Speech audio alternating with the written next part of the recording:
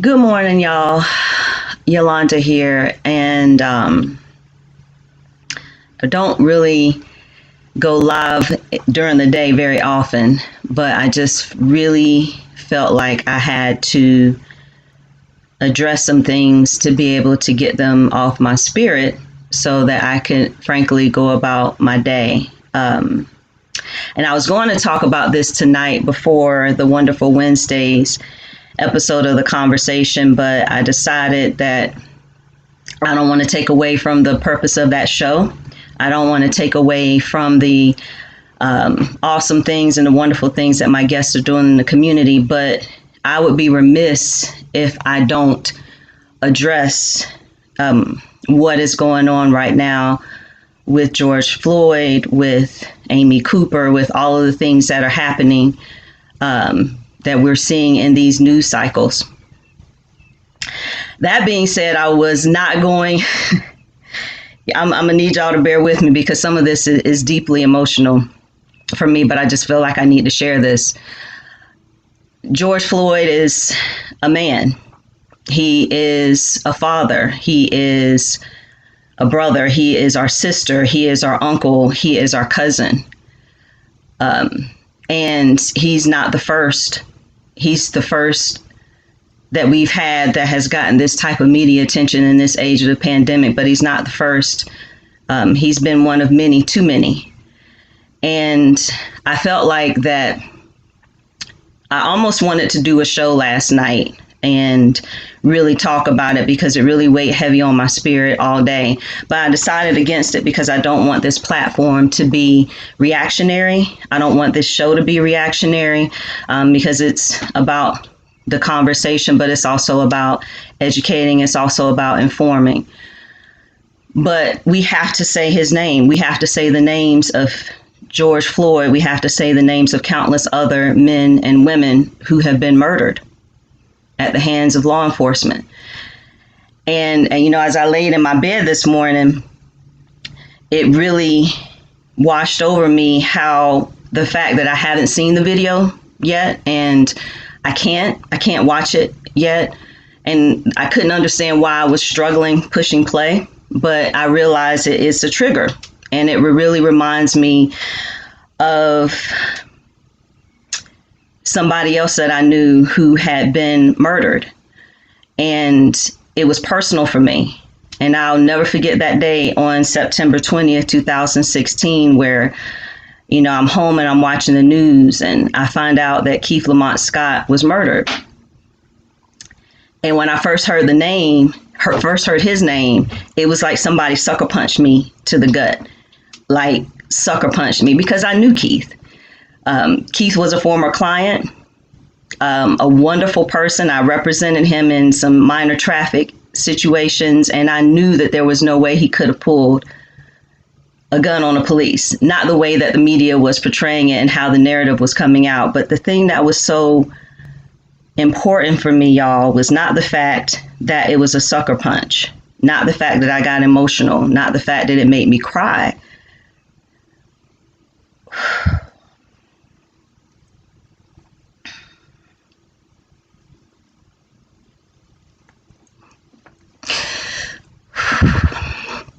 It was because I was powerless to do anything about it, because I was a judge. And the irony now is so much more powerful because I couldn't speak on it. I couldn't say his name. I couldn't talk about who he was as a person or how I knew him, and that he was a gentle person and that it had to be something. And I just grieved that night in a way that was gut-wrenching.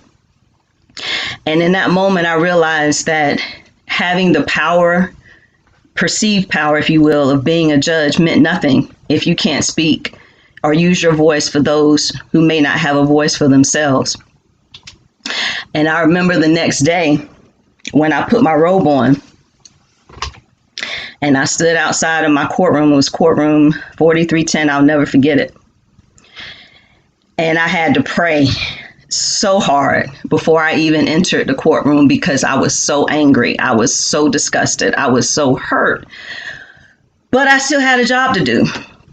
And I still had to be fair. I still had to be impartial. I couldn't show it on my face. I couldn't look angry. I couldn't look disturbed.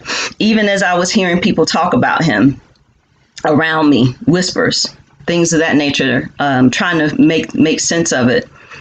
And I specifically remember that day that I had to pray my way through pleas. I had to pray my way through sentences because I didn't want to have my emotional feelings attached to someone that was before me, especially the ones that didn't look like me.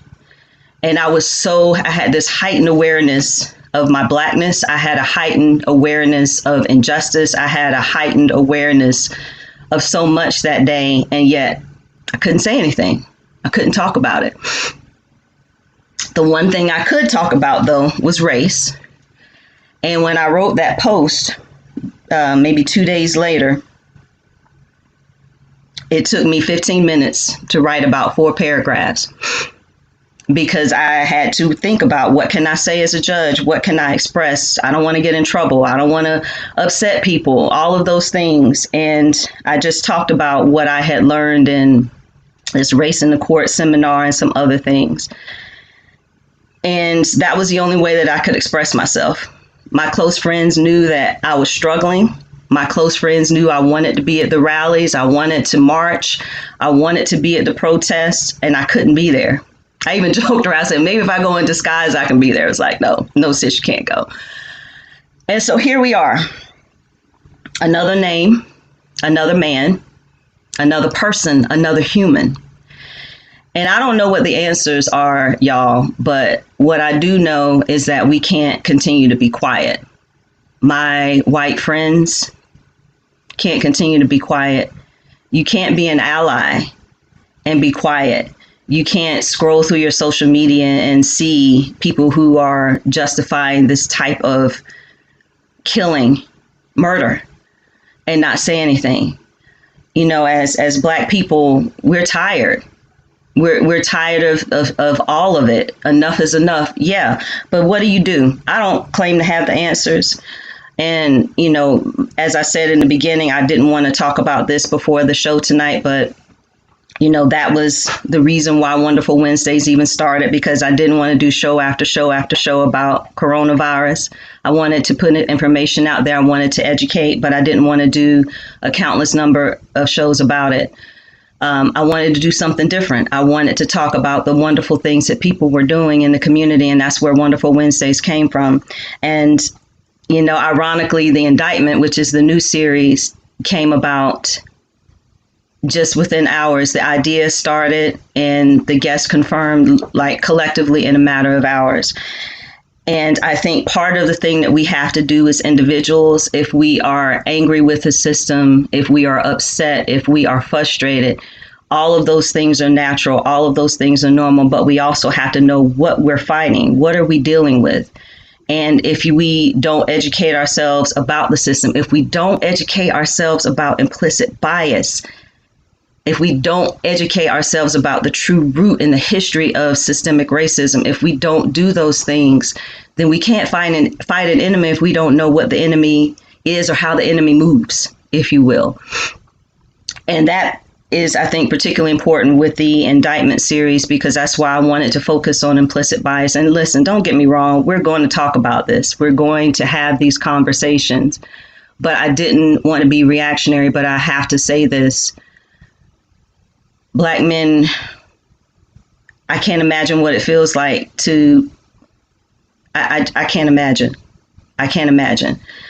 And I can say I know what it feels like to have that trigger. I know what it feels like to be angry. I know what it feels like to be powerless, but we as a people are powerful.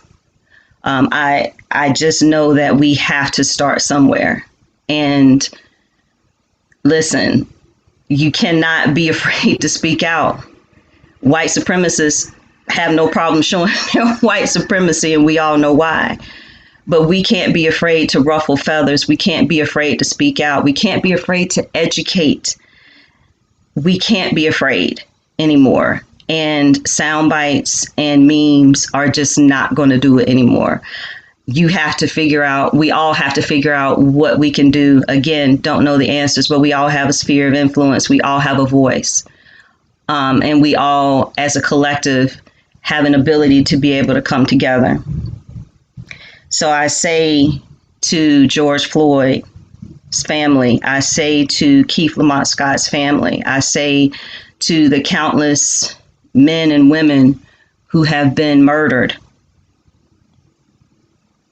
at the hands of police, specifically, and not to discount others who have been targeted in racially based killings. I'm not diminishing that, but I'm talking about specifically these killings, these murders.